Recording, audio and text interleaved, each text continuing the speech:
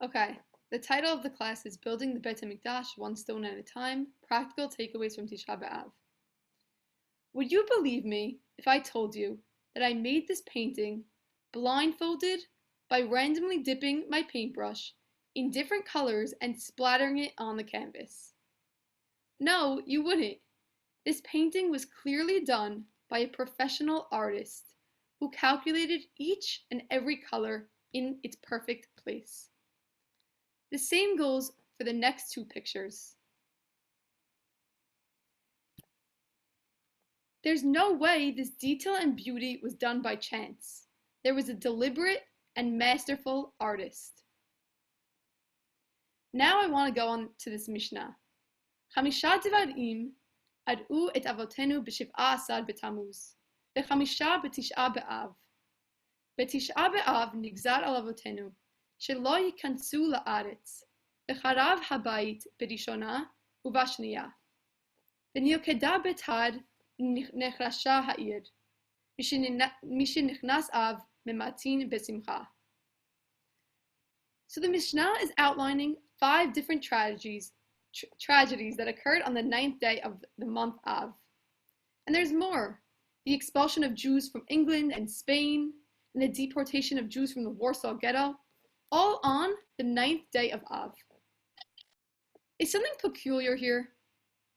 Does anyone want to ask me a question based on the images I showed you before? It's the same concept. What is the chance that all these events happened on the same day? Just like the painting, little to none. So what do we make of this? Let's read Rabbi David Foreman. This idea that the greatest tragedies of our people have all occurred on the same day of the calendar and that we are meant to mourn them as one, what are we supposed to make of that? One possible religious takeaway might be this, that our national tragedies do not happen by chance. When the Babylonians destroyed the first temple, when the Romans destroyed the second temple, when the Bar Kokhba revolt was quashed, when the Temple Mount was razed, yes, on the surface, these acts were perpetrated by human actors. But don't make the mistake of thinking that they were mere accidents of history. They were implementations of God's plan. The cause for all of these tragedies is the same: God's displeasure with the behavior of the Jewish people. And thus, the only way to repair the damage, to rebuild the temple, and to prevent future suffering is with proper behavior. Furthermore, how do these upcoming pictures relate to what we just said? Trip canceled, an empty train, Corona. It's not random. We would be kidding ourselves if we were to say that God had nothing to do with what has been going on for the last few months. It's clearly a wake-up call. And so yes, on Tisha BeAv, we should be sad and realize what we are missing. And one thing that helps us do that, which we're going to read together, is the book of Ezra, book of Lamentations. So let's read it together and see if this year specifically helps you connect a little more to these verses.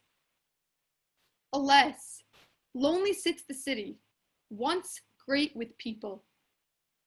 She that was great among nations is become like a widow. The princess among states is become a thrall.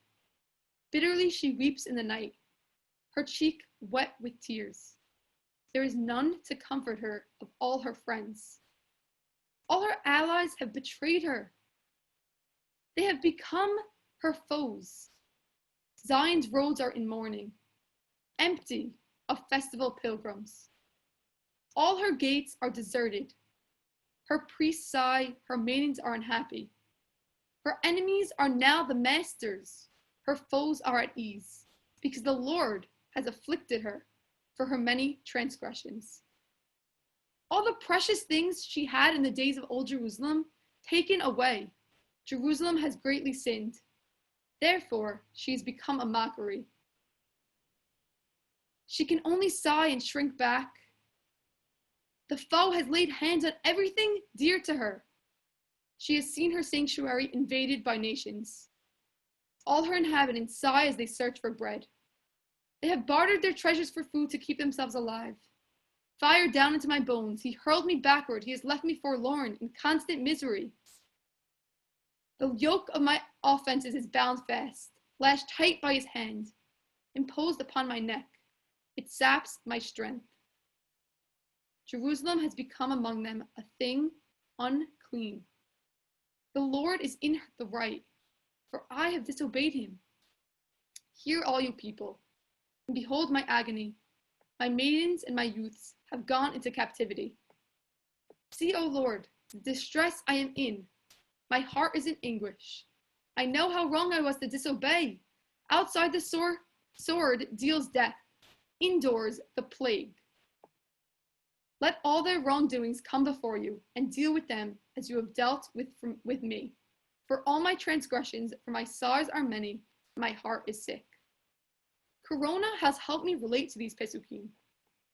It says, lonely sits the city, once great with people. None to comfort her of all her friends. No hugs, no gatherings. Become a mockery. Saps my strength. Jerusalem has become among them a thing unclean. Outside the sword deals death, indoors the plague, and because of my transgressions. There is no way this was by chance. We have sinned. But now what? We read this and we are sad. We mourn. But Judaism doesn't want us to just go sit on the couch and eat chocolate. Actually, the opposite. Why do you think we don't eat or wear leather shoes or listen to music or even learn Torah? Because we aren't supposed to just escape our problems through these comforts. Paint over the crack in the wall and ignore the problem. We have to look deep inside and stop and think. This day is supposed to wake us up and make us question. But what question can we ask ourselves? The answer is found in the connection between the word echa and the word ayeka, found with Adam. Vayishme'u et kol Hashem Elohim mithalech began leruach hayom vayitchabeh ha'adam v'ishto mipnei Adonai Elohim betoch et hagan. Vayikra Adonai Elohim el ha'adam vayomed lo ayeka. Adam and Chava have just sinned, and they heard God coming, so they hid. And God asks, where are you? Where are you in your life? Are you hiding from God? Doing whatever you want? Pretending that there's nobody watching? That there's no artist behind the scenes painting the picture? Now we're going to dig a little deeper. One way we could rectify ourselves and create a society in which the Beit HaMikdash could stand is by understanding what brought it in the first place. The first tragedy that occurred on Tisha BeAb was the sin of the spies, or Chet HaMeraglim. There are 3 lessons that I want to emphasize from the story of Chet HaMeraglim. 1, our lack of faith in God. God says it himself, Vayomer Hashem Moshe, Ad ana yena'atzuni, ha'am hazeh, v'ad ana lo ya'aminu bi, b'chol ha'otot asher asiti b'kidbo. How long will you lack faith in me, God says. And faith in God doesn't mean sitting back, lying on our couch and waiting for God to do everything for us. This was the case in the Midbar, but not in Eretz Yisrael. In Eretz Yisrael, we would do the work, but we would recognize that God was giving us the strength and guiding us. Faith that God is the ultimate artist behind the scenes. It is not just random that she has that and you have this. We have to remember in the good times and the bad times, God is our rock. Ach husuri v'yeshuati, miskavi lo emot rabah. Truly, he is my rock and deliverance, my haven. I shall never be shaken. And now for the second step. Once we have true faith in God, we will have faith in ourselves. How do we see this? If the spies understood that God would be behind them when they entered the land, they wouldn't have seen themselves as grasshoppers. V'sham ra'inu et hanefilim, b'nei anak, min hanefilim, v'nehi be'enenu, kachagavim, v'ken hayinu be'enehem. We saw the Nephilim there. The Anakites are part of the Nephilim, and we looked like grasshoppers to ourselves, and so we must have looked to them. It's like a child who suddenly bumps into the neighborhood bully on the street. The child trembles as he looks up at the bully's massive hulk and snarling face. But suddenly, the child sees his father, walking up behind the bully. Now, he's no longer intimidated by the bully, because he's shifted his gaze from the bully to his dad. God is your rock, and he never leaves your side unless you leave his, like we saw in Echa. But not only is he supporting you, he created you. We say it every morning, Moda ani, lefanecha melech chai v'kayam shechazarta bi nishmati bechemla, rabba emunatecha. God has faith in us. The question is if we have faith in ourselves. Do we recognize that God is the deliberate and masterful artist behind Samantha Chabot and Diana Gindi and Diana Hofstein and Moriel and all these people? And God doesn't create junk. Therefore, when we believe in God, we can believe in ourselves. When we recognize that he gave me my package and that I am created in his image, we understand our enormous value. We are secure in ourselves because we know that we have a solid rock behind us. And get ready for the tie-in here. What happens when we recognize our own value and are secure in ourselves? We don't need to put anyone else down or be jealous of anyone else. I have what I'm supposed to have. They have what they're supposed to have. We're all created in the image of God, and we all have our purpose. Baseless hatred, which destroyed the second Beit HaMikdash, is no longer an issue. It says it in this quote: insecurity is an ugly thing. It makes you hate people you don't even know. And that's why also, we can't just, calling ourselves ugly should be a sin. Or making fun of someone else should be a sin. We're created in the image of God, and God is supporting us and sculpted us, and it's not random. So now, follow my building blocks once more. When you recognize the artist, you recognize the value of the painting. And when you recognize the value of the painting, you don't need to put any other painting down to add value to yourself, because you know and have faith in the artist.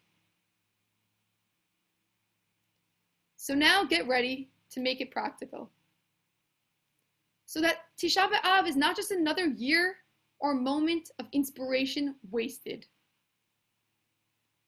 I want you to go outside after this class or at some point today or even tomorrow, and I want you to find a rock. I did it. And when you look at this rock, I want you to put it on your dresser so that you see it often. When you look at this rock, I want you to think three things. God is my rock, and I must have faith in him. If I have faith in him, I have faith in myself. And third, if I have faith in myself, I can use my rock not to build walls, but to build bridges. Finally, I want you to ask yourself once more, where am I? Am I hiding from God and from myself? Or am I making small steps, moving small pebbles in the right direction to create a society in which the Beit HaMikdash can stand? Am I going to be the rock that erodes, that is sleepwalking through life, that flies away with the wind, that goes along with the current of time? Or am I going to be the rock at the top of the mountain that very few people reach because of fear, shame, lack of hard work, lack of recognition that God is the creator and that he created you, that you have value? It's up to us. And remember that if we are not building it, we are destroying it. So use your rock and build. Thank you. And if anyone has any questions or comments, feel free to share.